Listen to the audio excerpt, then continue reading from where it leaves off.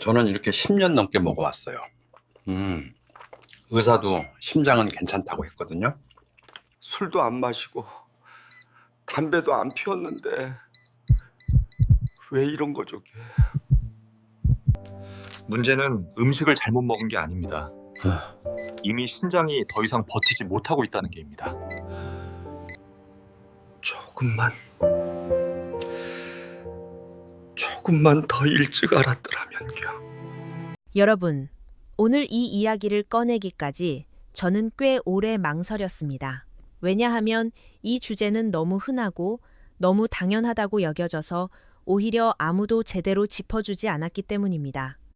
하지만 진료실에서 30년 가까이 어르신들을 만나오며 저는 분명히 보았습니다. 같은 나이, 비슷한 생활을 해도 어떤 분은 밤마다 두세 번씩 깨서 화장실을 다니고 어떤 분은 아침까지 한 번도 깨지 않고 깊이 주무신다는 사실을요. 그 차이는 운도 아니고 체질도 아닙니다. 아주 작은 습관, 아주 사소한 타이밍에서 갈라집니다. 혹시 이런 경험 있으신가요? 밤에 잠든 지 두세 시간쯤 지났을 뿐인데 눈이 번쩍 떠집니다. 아직 새벽도 아닌데 몸은 피곤한데 다시 잠들기는 어렵고 결국 화장실에 다녀옵니다. 그러고 나면 다시 잠들기까지 한참을 뒤척이게 되죠. 많은 분들이 이렇게 생각합니다. 나이가 드니까 그렇지 뭐. 하지만 저는 이 말을 들을 때마다 마음이 무거워집니다. 왜냐하면 그건 사실이 아니기 때문입니다.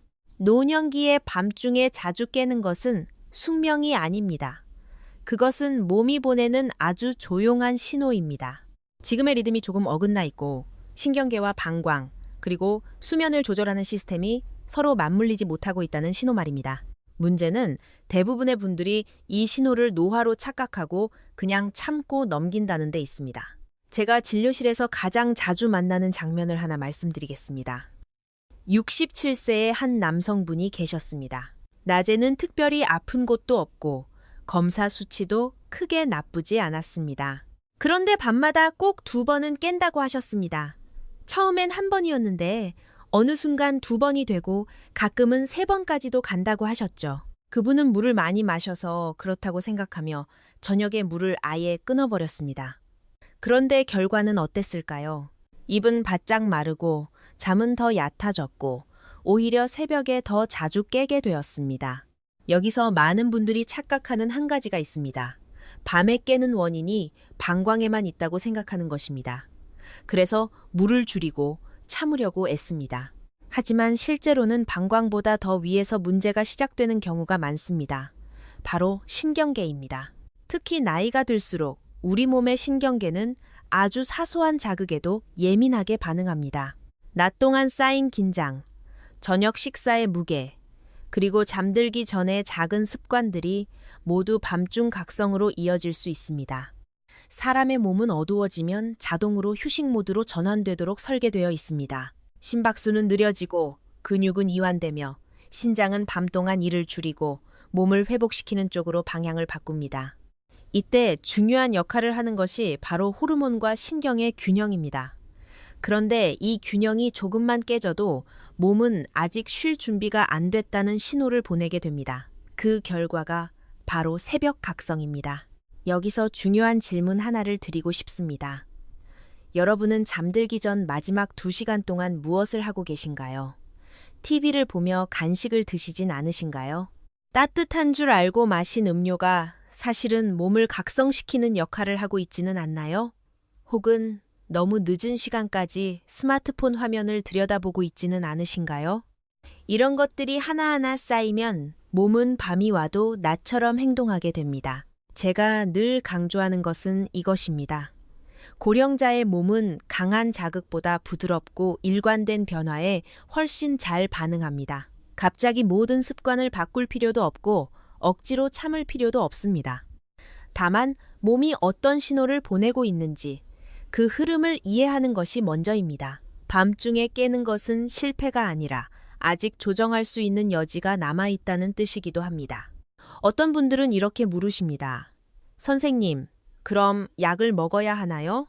저는 대부분의 경우 고개를 젓습니다. 물론 필요한 경우도 있지만 많은 어르신들에게서 저는 약보다 먼저 생활의 리듬을 조정하는 것만으로도 충분한 변화를 보았습니다. 특히 저녁 시간에 작은 습관 하나만 바꿔도 방광은 훨씬 조용해지고 수면은 깊어질 수 있습니다. 중요한 것은 한 번에 해결하려 하지 않는 것입니다. 몸은 수십 년 동안 지금의 패턴에 익숙해져 왔습니다. 그것을 하루아침에 바꾸려 하면 오히려 반발이 생깁니다. 하지만 방향만 제대로 잡아주면 몸은 생각보다 빠르게 반응합니다. 제가 수많은 환자분들께서 다시 밤을 편안하게 보내는 모습을 보며 확신하게 된 사실입니다. 지금 이 이야기를 들으며 이거 꼭 내 얘기 같다고 느끼신다면 그것만으로도 이미 첫걸음을 떼신 겁니다. 문제를 인식하는 순간부터 변화는 시작됩니다.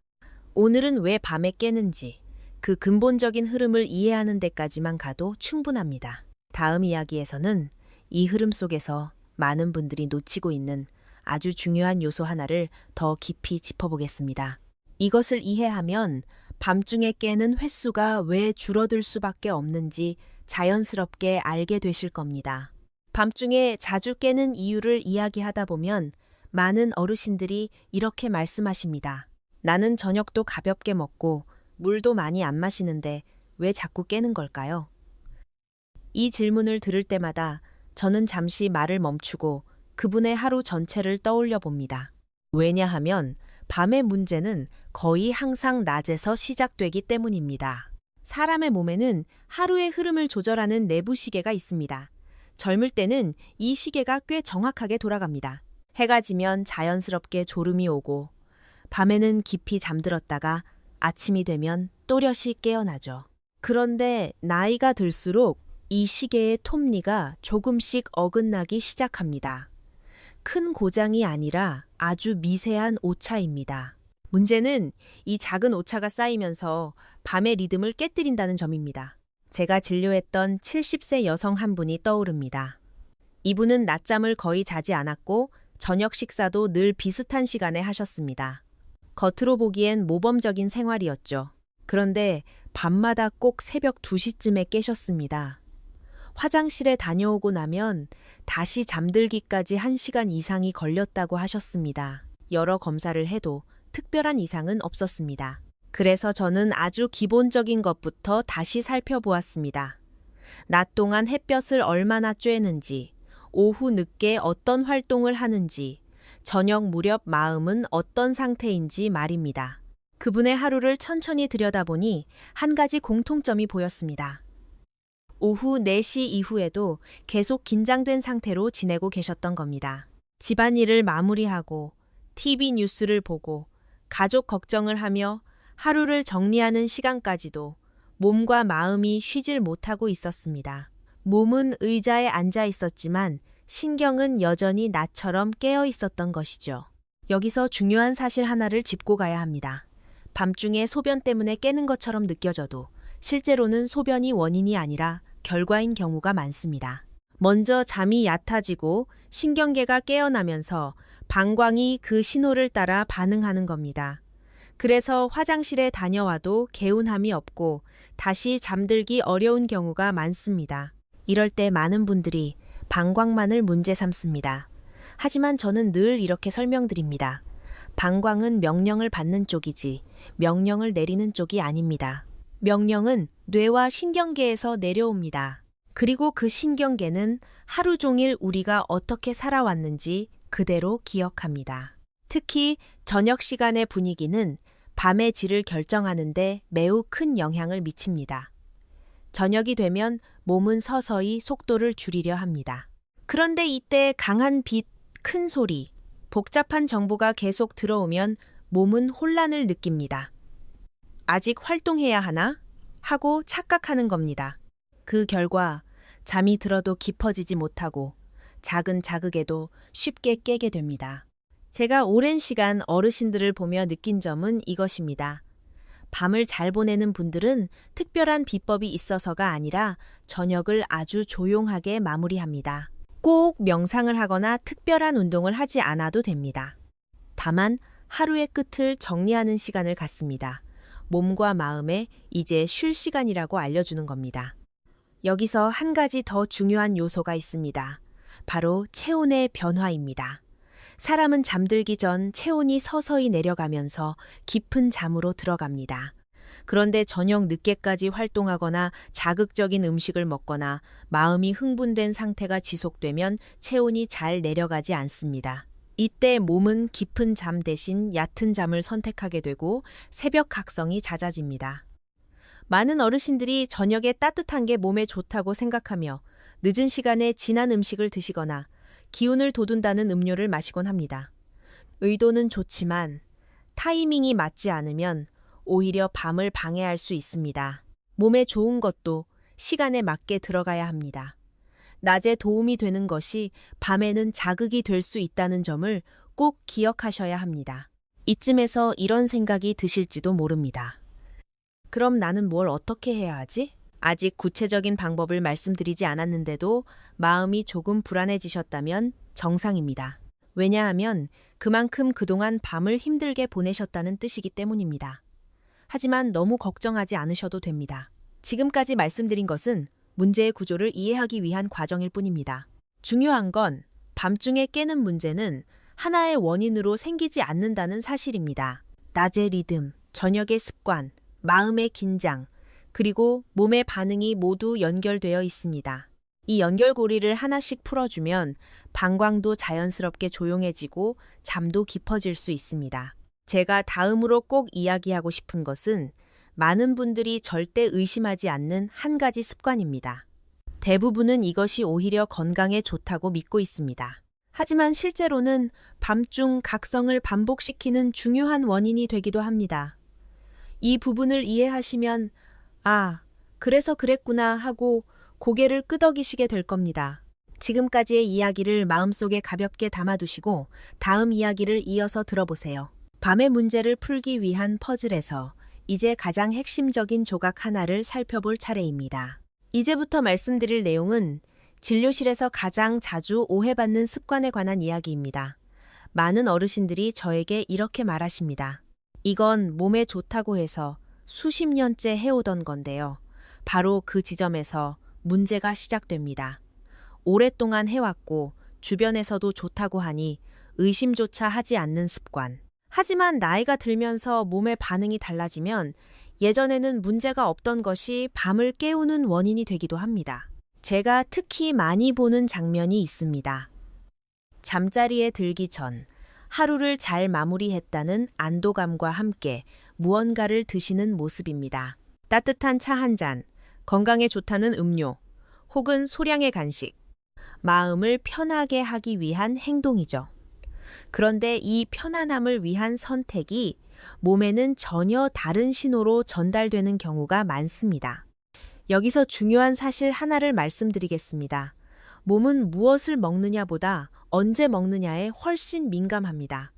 특히 60대 이후에는 이 차이가 더 뚜렷해집니다. 낮에는 도움이 되던 것이 밤에는 자극이 되고 아침에는 괜찮던 양이 저녁에는 과해질 수 있습니다. 한 69세 남성분의 이야기를 들려드리겠습니다. 이분은 평생 규칙적인 생활을 하셨고 술이나 담배도 거의 하지 않으셨습니다. 그런데 몇 년 전부터 밤마다 2번씩 꼭 깨기 시작했습니다. 특별히 아픈 곳도 없었고 검사 결과도 나쁘지 않았습니다. 여러 이야기를 나누던 중 잠들기 전 습관을 하나 알게 되었습니다. 그분은 몸을 따뜻하게 해야 잠이 잘 온다는 말을 믿고 매일 밤 늦은 시간에 진한 차를 마시고 계셨습니다. 본인은 그 차가 몸에 좋다고만 생각했죠. 문제는 그 차가 몸을 이완시키는 게 아니라 각성시키고 있었다는 점입니다. 따뜻함 자체가 나쁜 것은 아닙니다. 하지만 특정 성분이나 자극은 밤중에 신경계를 깨우는 역할을 할 수 있습니다. 특히 심장 박동과 혈류를 빠르게 만드는 요소들은 잠을 얕게 만들고 새벽에 쉽게 깨게 합니다. 많은 어르신들이 이렇게 반문하십니다. 그래도 나는 그거 마시면 금방 졸리던데요? 맞습니다. 처음에는 졸릴 수 있습니다. 하지만 그 졸림은 깊은 수면으로 이어지지 않습니다. 겉으로는 잠든 것 같아도 몸 안에서는 계속 작은 각성이 반복됩니다. 그러다 어느 순간 아주 사소한 신호에도 눈이 떠지는 겁니다. 그게 바로 새벽 각성입니다. 여기서 또 하나 짚고 넘어가야 할 오해가 있습니다. 밤에 깨는 횟수가 많아질수록 많은 분들이 더 피곤해지니까 낮에 활동을 줄입니다. 움직임을 최소화하고 의자에 앉아 있는 시간이 늘어납니다. 그런데 이 역시 밤의 수면에는 도움이 되지 않습니다. 낮에 몸이 충분히 쓰이지 않으면 밤에 깊이 쉴 이유를 찾지 못하기 때문입니다. 사람의 몸은 단순합니다. 낮에 써야 밤에 쉽니다. 낮에 긴장과 움직임이 적절히 있었을 때 밤에 자연스럽게 꺼집니다. 그런데 낮에도 긴장만 있고 움직임은 적다면 몸은 계속 애매한 상태에 머무르게 됩니다. 이 상태가 바로 밤중 각성을 부르는 환경입니다. 제가 늘 어르신들께 드리는 말씀은 이것입니다. 밤을 바꾸고 싶다면 밤만 들여다보지 말고 하루 전체를 보셔야 합니다. 특히 좋다고 믿고 있던 습관을 한 번쯤은 다시 살펴보셔야 합니다. 몸은 정직합니다. 예전에는 괜찮았던 것도 지금은 다른 반응을 보일 수 있습니다. 이 시점에서 많은 분들이 조금씩 감을 잡기 시작합니다. 혹시 내가 무심코 하던 그 행동 때문일까? 하고 말입니다. 바로 그 깨달음이 변화의 출발점입니다. 저는 늘 말씀드립니다. 몸을 바꾸는데 필요한 건 의지가 아니라 이해입니다. 왜 이런 반응이 생기는지 이해하면 억지로 참지 않아도 자연스럽게 선택이 달라집니다. 다음 이야기에서는 이 모든 흐름을 한 번에 정리해주는 아주 간단하지만 효과적인 원칙을 말씀드리려고 합니다. 약도 아니고 특별한 도구도 필요 없습니다. 다만 이 원칙을 지키는 분들은 밤중에 깨는 횟수가 눈에 띄게 줄어드는 것을 경험합니다. 왜 그런지 그 이유를 차분히 설명드리겠습니다. 지금까지의 이야기를 돌아보며 혹시 마음에 걸리는 습관이 하나쯤 떠오르셨다면 좋겠습니다. 그것이면 충분합니다. 변화는 이미 시작되고 있으니까요. 이제 마지막으로 제가 수많은 어르신들께서 실제로 가장 큰 변화를 느끼셨던 핵심 원칙을 말씀드리겠습니다. 이 원칙은 복잡하지도 않고 힘들지도 않습니다. 다만 지금까지와는 반대의 방향으로 하루를 정리하는 것입니다. 제가 이것을 한마디로 정리하면 이렇게 말할 수 있습니다. 밤을 준비하는 시간은 잠자리에 드는 순간이 아니라 해가 기울기 시작하는 때부터 이미 시작된다는 것입니다. 많은 분들이 침대에 누워서야 이제 자야지라고 생각하지만 몸은 훨씬 이전부터 이미 그날 밤의 질을 결정해 놓습니다. 밤중에 깨지 않는 분들의 공통점을 보면 저녁 시간이 아주 단순합니다. 화려하지도 않고 바쁘지도 않습니다. 저녁 식사는 과하지 않고 마음을 복잡하게 만드는 정보는 점점 줄어듭니다. 무엇보다 중요한 건 저녁 이후에는 몸을 더 잘 쓰려 하지 않는다는 점입니다. 회복은 애써서 얻는 게 아니라 내려놓을 때 시작됩니다. 제가 진료실에서 자주 드리는 조언은 하나입니다. 잠들기 2시간 전부터는 오늘 하루를 더 잘 마무리하려 애쓰지 말고 그만 충분히 살았다고 인정해 주라는 것입니다. 더 챙기지 않아도 되고 더 고민하지 않아도 됩니다. 이 마음의 전환이 신경계를 가장 빠르게 안정시킵니다. 또 하나 중요한 원칙은 저녁 이후에는 몸을 깨우는 행동보다 몸이 스스로 꺼질 수 있도록 공간을 만들어주는 것입니다. 이때 많은 분들이 착각합니다. 가만히 있는 것이 곧 쉼이라고 생각하는 것이죠. 하지만 몸은 낮 동안 충분히 사용되지 않으면 밤에 깊이 쉴 준비가 되지 않습니다. 그래서 낮에는 너무 무리하지 않는 선에서 몸을 써주고 저녁에는 그 사용을 자연스럽게 마무리하는 흐름이 필요합니다. 제가 기억하는 한 어르신은 특별한 치료 없이 이 원칙 하나만으로 밤중 각성이 거의 사라졌습니다. 그분은 이렇게 말씀하셨습니다. 선생님, 뭘 더 안 해서 좋아진 게 아니라 뭘 안 하게 되니까 좋아졌어요. 이 말이 정말 핵심입니다. 나이가 들수록 몸은 더 많은 것을 요구하지 않습니다. 오히려 덜 요구할 때 더 잘 회복합니다. 밤중에 깨는 문제는 결코 방광의 문제가 아니라 삶의 속도의 문제인 경우가 많습니다. 너무 늦게까지 긴장을 풀지 못하고 너무 오래 하루를 붙잡고 있기 때문에 몸이 쉬지 못하는 것입니다. 하루를 조금 일찍 놓아주는 연습을 하시면 몸은 반드시 반응합니다. 이건 의지가 아니라 생리적인 반응입니다.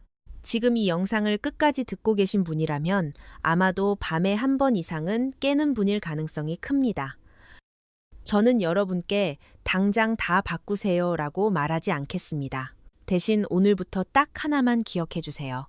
밤을 고치려 하지 말고 저녁을 부드럽게 만들어 주세요. 그러면 밤은 자연스럽게 따라옵니다. 그리고 혹시 이런 생각이 드신다면 아주 좋습니다. 내가 오늘 저녁엔 뭘 덜 하면 좋을까? 그 질문 하나면 충분합니다. 그 순간부터 몸은 이미 방향을 바꾸기 시작합니다. 마지막으로 이 이야기가 도움이 되셨다면 혼자만 간직하지 마시고 비슷한 고민을 가진 분께 조용히 알려주셔도 좋겠습니다. 그리고 앞으로도 나이 들어서도 편안하게 자고 덜 깨고 덜 지치는 삶을 원하신다면 이 채널을 계속 함께 해주세요. 저는 앞으로도 약에 의존하지 않고 몸의 흐름을 되찾는 방법을 차분히 말씀드릴 것입니다. 오늘 밤은 조금 더 일찍 하루를 내려놓으시길 바랍니다. 그것이 여러분의 몸이 가장 기다리고 있는 선물입니다.